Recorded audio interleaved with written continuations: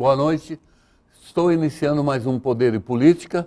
Hoje um convidado até especial para mim, que eu gosto muito de falar de política nesse programa que leva o nome de política.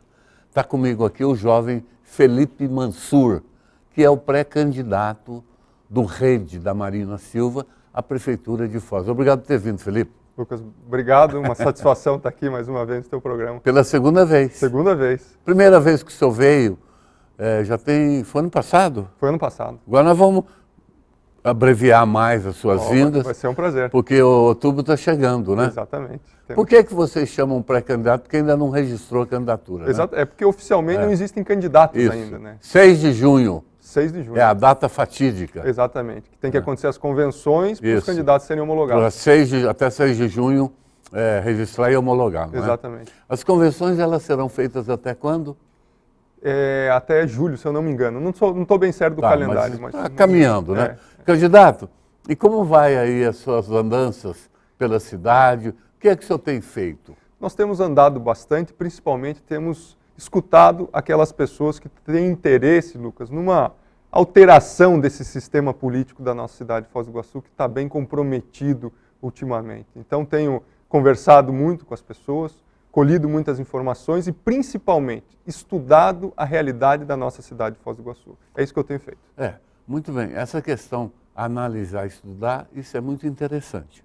O senhor parece que tem até um estudo já que o senhor encomendou, está chegando em suas mãos, é fato? É fato. Na verdade, eu não só encomendei, eu participei da concretização desse estudo. Nós ficamos 8 meses estudando os dados da cidade de Foz. Que dados?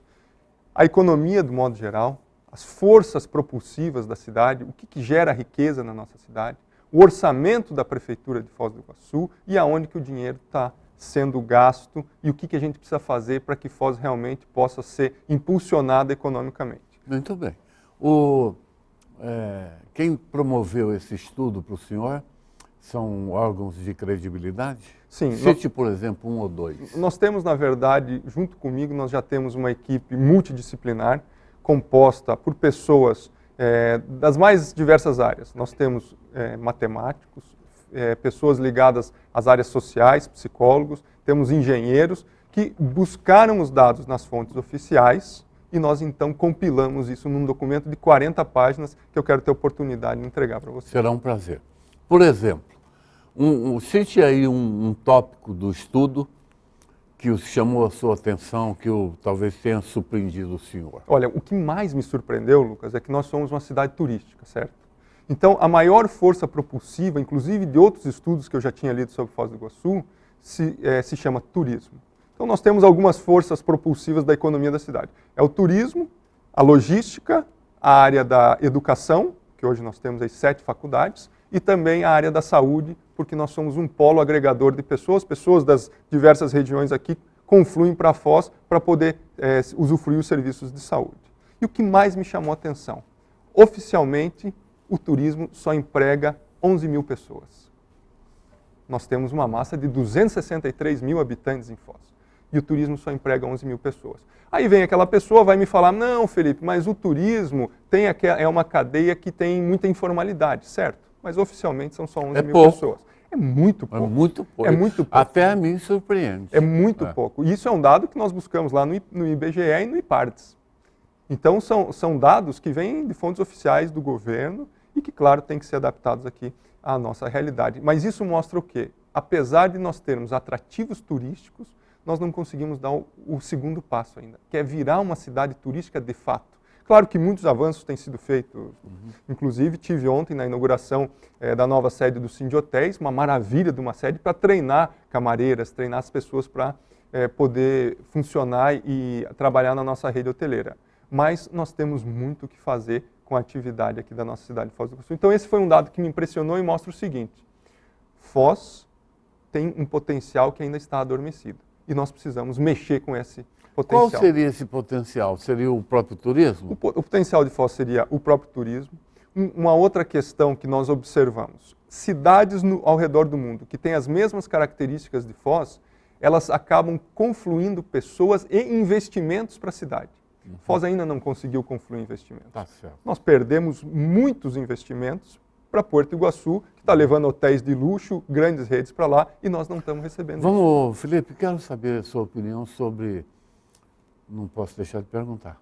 Tivemos aqui recentemente um acontecimento policial marcante, que catapultou o nosso município para noticiário nacional e internacional. Porque isso, um acontecimento como essa Operação Pecúlio vai para o mundo todo.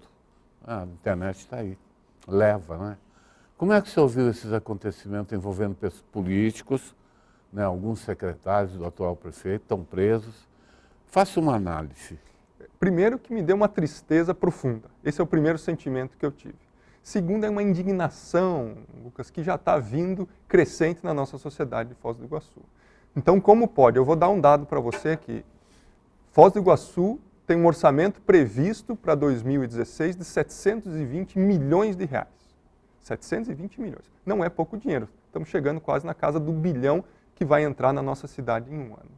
E mesmo assim, os serviços públicos não funcionam na nossa cidade. Aí vem uma Operação Pecúlio. Mostra todo um esquema de corrupção envolvendo a prefeitura. A gente acaba descobrindo para onde que vai parte do orçamento da nossa cidade. Então, na minha visão, isso daí é algo inadmissível numa cidade igual Foz, mas eu tenho sentido, aonde eu tenho andado, com as pessoas que eu tenho conversado, que a sociedade está amadurecendo e não vai mais admitir esse tipo de coisa na nossa cidade. Muito bem. Ô, Felipe, todo partido, quando almeja chegar ao poder, que é o caso do seu Rede, da Marina Silva, o senhor está aí, é pré-candidato, deve disputar a eleição. Uma coisa fundamental são as chamadas coligações, com mais partidos, porque a velha andorinha sozinha não faz verão, aquela história, né? Não chega lá. O senhor já tem alguns partidos que o senhor está conversando? Na verdade, nós somos em 4 partidos já, junto Pode com a Rede. citá-los? Sim, é a Rede, do qual eu faço parte, o PSDC, PTdoB e PPL.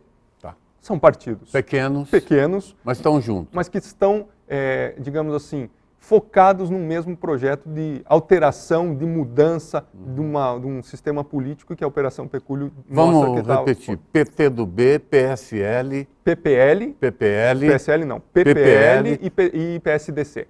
Tá. É o Elvis Jimenez. O PTdoB é o Elvis Jimenez, Dario que já Osório. foi, na última eleição, saiu candidato. Saiu candidato, exatamente. E são partidos, à primeira vista, parece que de esquerda, não é? Ou não? São de esquerda. Na verdade, Lucas, a gente tem que falar o seguinte. Acabou isso aí, né? A gente tem que elevar o debate agora. O Rede, afinal, onde é que ele está? No centro, na esquerda ou na direita? Olha, a Rede está acima desse debate. A Rede é composta por pessoas das mais diversas linhas de pensamento. E o principal foco que me colocou dentro da Rede é o seguinte: nós temos a palavra aberta e uma conversa horizontal. Então, só para você ter ideia, eu vou falar o que é o funcionamento da Rede. Para definir alguns processos internos, é mandado um e-mail para cada integrante do partido para saber a sua opinião. E o partido define a sua linha geral de acordo com a opinião dos integrantes do partido. Então, essa horizontalidade é que nós estamos precisando na política. Muito bem. Não pode mais, só para completá-los, um político achar que ele vai governar com as próprias ideias. O político é o funcionário do povo, é o funcionário da população. Muito bem colocado.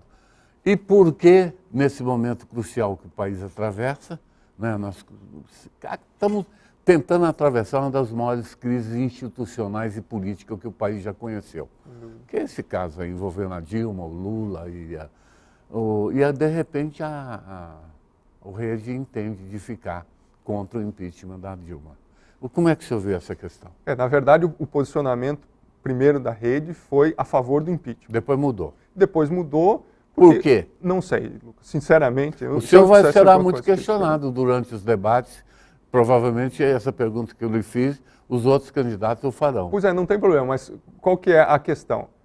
O meu posicionamento oficial foi a favor do impeachment, publiquei um vídeo na internet falando que seria a favor do impeachment. Esclarecendo, Lucas, aproveitando o seu programa... Sim, à vontade. Porque até pegaram uma parte do seu programa, da última entrevista que eu fiz, e fizeram uma montagem dizendo que eu não era a favor do impeachment. O impeachment, institucionalmente, não é bom para o país. Por quê? Porque cria isso que nós estamos vendo, uma crise institucional. Mas no momento que nós chegamos, nós não tínhamos outra saída. Na minha opinião, na minha visão, nós não tínhamos outra saída. Qual é a posição da rede hoje? A posição da rede é que nem Dilma nem Temer. Por quê? Porque são todos os mesmos integrantes que estão vivendo no poder há décadas. Não nos esqueçamos que a sua presidente, a Marina, foi ministra do Meio Ambiente do Lula. Exatamente. Não seria tudo farinha do mesmo saco? Eu aí vou me reservar na resposta para dizer o seguinte Tá para bom. você, Lucas, que nós temos que fazer a nossa lição de Tá certo.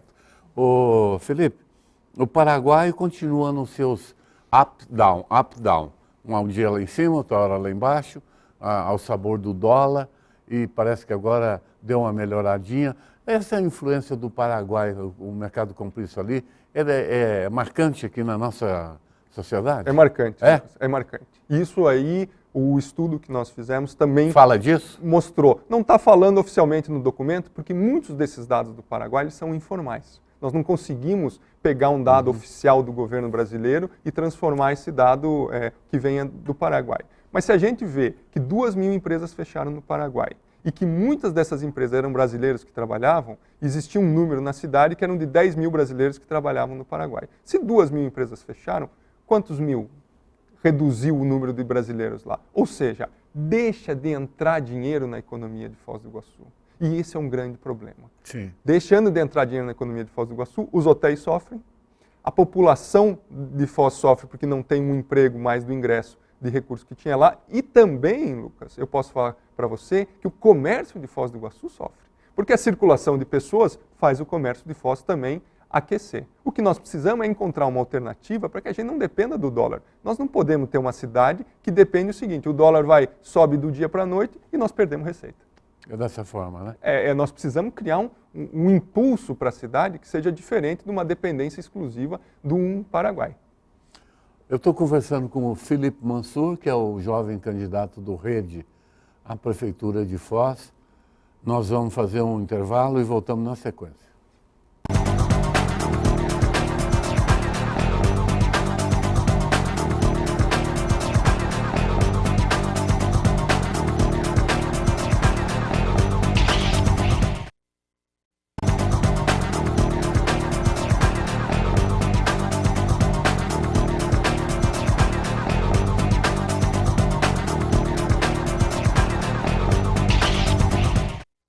Conversando com o pré-candidato Felipe Mansur. Felipe, nos últimos dias a cidade tem visto os nossos bravos edis sendo intimados para depor em órgãos de fiscalização, órgãos policiais. O GAECO é um braço policial do Ministério Público.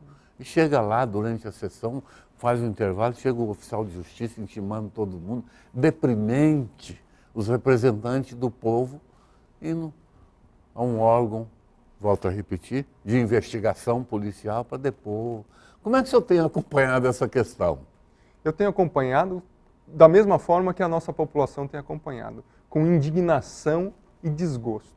Como é que pode, Lucas, uma Câmara de Vereadores, igual de Foz do Iguaçu, com 15 vereadores, os 15 estarem sendo encaminhados para responder por isso ou por aquilo dentro dos órgãos competentes da nossa justiça? Não sobrou nenhum. Não sobrou nenhum. E eu vou repetir alguma coisa aqui que eu tenho dito em outras instâncias. Quiseram lançar uma comissão processante e deu 8-7. É isso.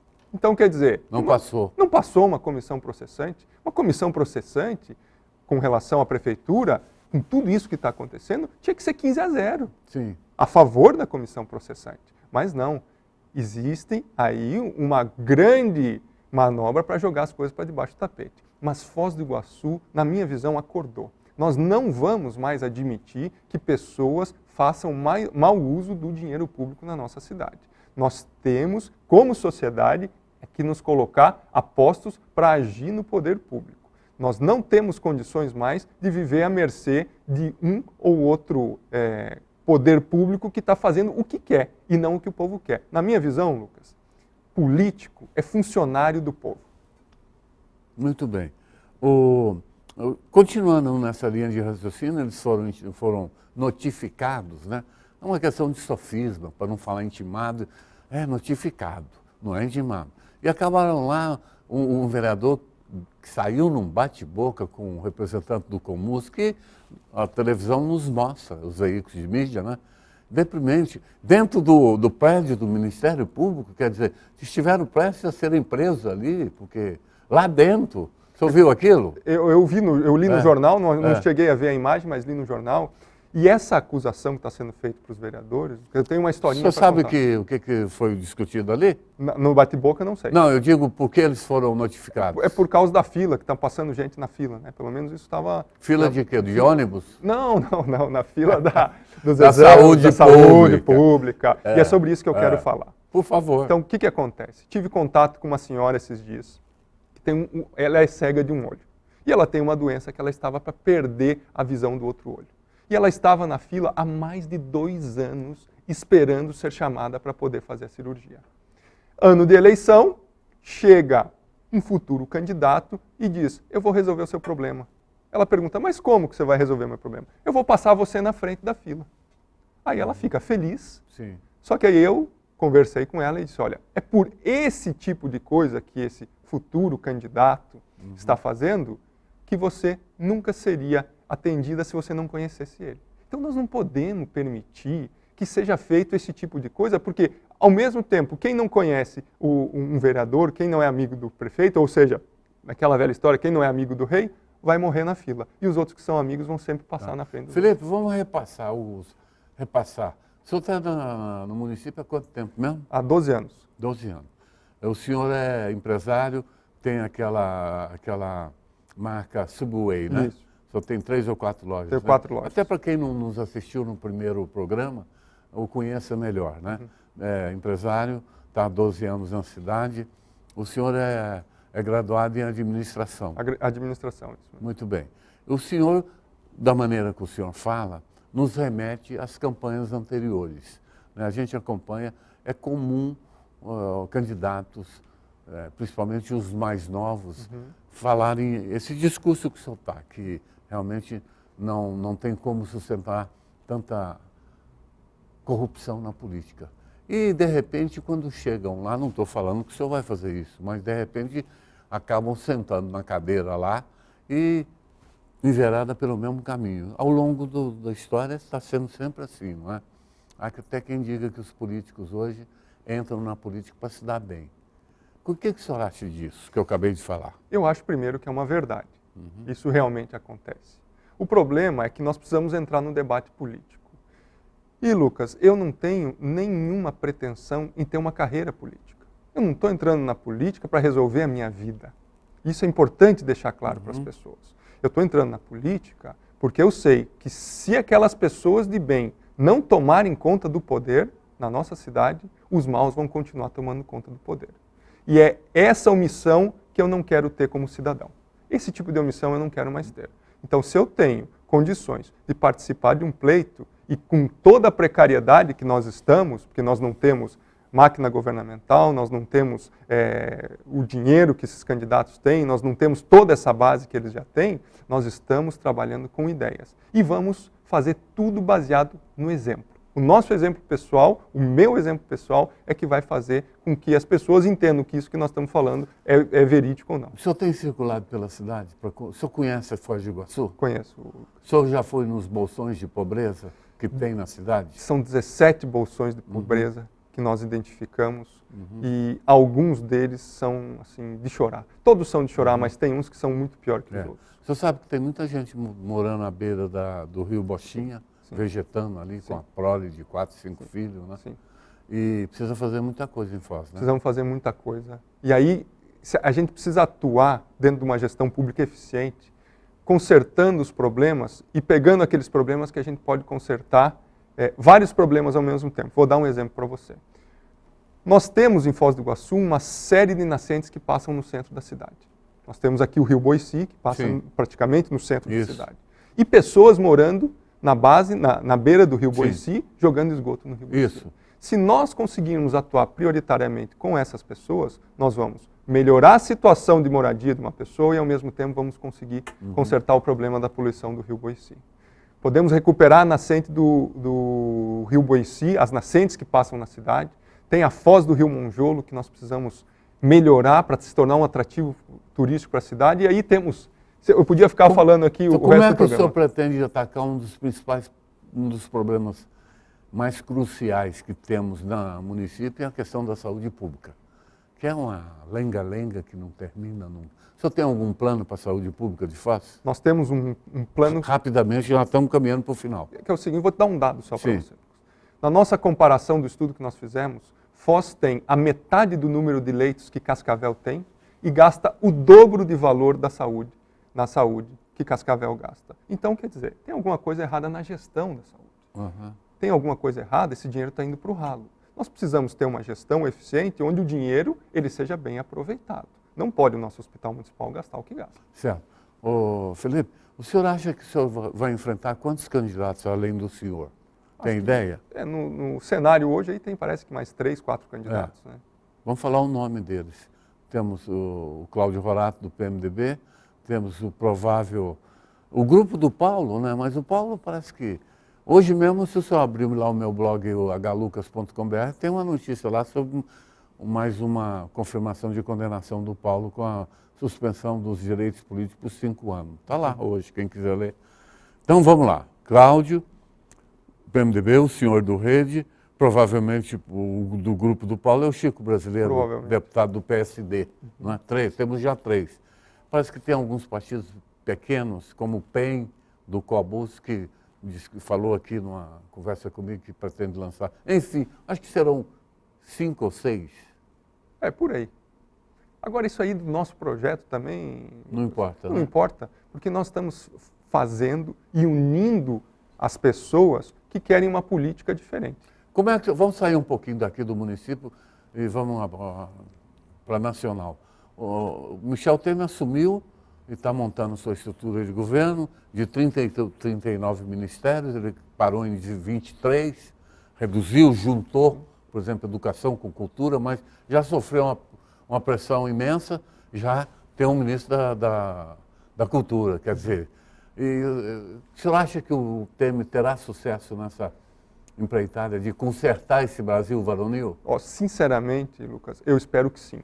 Não por concordar com aquelas pessoas que estão lá, mas porque a economia do Brasil não pode mais ficar do jeito que está. Nós estamos sofrendo como empresários, e eu falo aqui na condição de empresário, sim. Nós estão sofrendo aquelas pessoas que mais precisam, e o Brasil está entrando numa depressão, já não é mais uma recessão, já é uma depressão.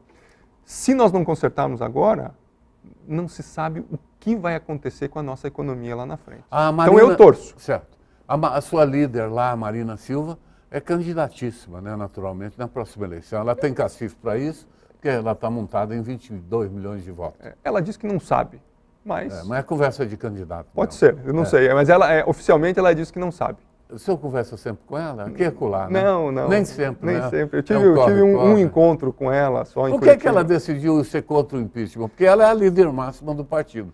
Se ela acha que ela foi emprenhada, né? Uma mulher daquela não vai entrar em... Não, ela decidiu porque a tese de barrar a candidatura tanto da Dilma quanto do Temer pelo TSE, porque a rede decidiu apoiar a cassação da chapa. Sim, lá no TSE. Lá no TSE. Então esse que foi o posicionamento do partido. Nem Dilma, nem Temer.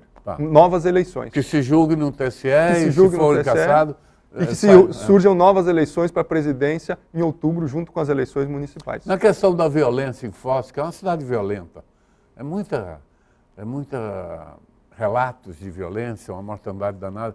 Tem projeto também para isso, candidato? Nós temos o projeto da violência, nós só vamos conseguir melhorar com a melhoria econômica do município, porque se as pessoas começarem a ficar cada vez mais sem dinheiro, naturalmente a violência no nosso município vai aumentar. E por ser um município de fronteira, Lucas, nós precisamos incentivar a assistência social. Na minha visão, assim nós melhoramos a violência de Foz do Iguaçu. Obviamente, utilizando todo o aparato de controle, de repressão que existe no nosso município, mas nós precisamos atacar naquele ponto que é mais vulnerável, que é assistência social e melhoria econômica da nossa cidade. Assim nós melhoramos a segurança de Foz. A área da educação, o senhor tem alguma coisa em mente? Eu falo de ensino fundamental, ensino médio, Porque as faculdades estão aí, é outra coisa. O ensino básico, na verdade. O que nós... Isso, que é a espinha dorsal. A espinha dorsal que o município... Do sistema educacional brasileiro. É responsável. Tem duas Tem coisas... muita gente aqui que devia estar cursando o ensino médio e está fora da escola. Está fora da escola. Milhares de pessoas. Mas por quê, Lucas? Primeiro, porque hoje nós temos uma dificuldade com contraturno no município. E contraturno é fundamental para a mãe de família que tem que ter tranquilidade para trabalhar e deixar o seu filho na escola, na creche. E segundo, a escola ela precisa atuar em parceria com assistência social para ajudar os pais a educarem os seus filhos e a incentivarem os seus filhos que vão para a escola. É verdade. Se o núcleo familiar não estiver fortalecido para ajudar essa criança a estudar, a escola não faz milagre. Só para complementar sua linha de raciocínio, eu vou dar um dado aqui e terminar o programa, que chegou ao final. Foz do Iguaçu tem 11% da população ativa de Foz do Iguaçu é alcoólatra. 11%. Um estudo que a PUC fez aqui. Pessoas que bebem diariamente. Tanto faz o parceiro como a parceira. Então, é um problema danado. É um problema. Porque uma pessoa alcoólatra, ela não tem jeito de sustentar a escola. A casa, não é verdade? Os filhos tendem a cair por desse caminho. Chegamos ao final, o senhor quer colocar mais uma coisa? Esteja à vontade. Eu quero dizer que, mais uma vez, é uma satisfação, Lucas, ter a oportunidade de falar dentro desse projeto que nós estamos buscando realizar em Foz. Agradecer, como eu já falei da outra vez, você é um ícone da comunicação na nossa cidade. Desde que eu cheguei aqui, acompanho algumas das suas postagens e programas. Sim. E só agradecer a oportunidade. Eu agradeço ao senhor por ter vindo e estamos sempre à disposição para ouvi-lo aqui e sucesso na sua corrida. Eu desejo a todos que nos assistiam, ao senhor, à senhora, eu desejo um bom final de semana e quarta-feira eu estou de volta. Boa noite.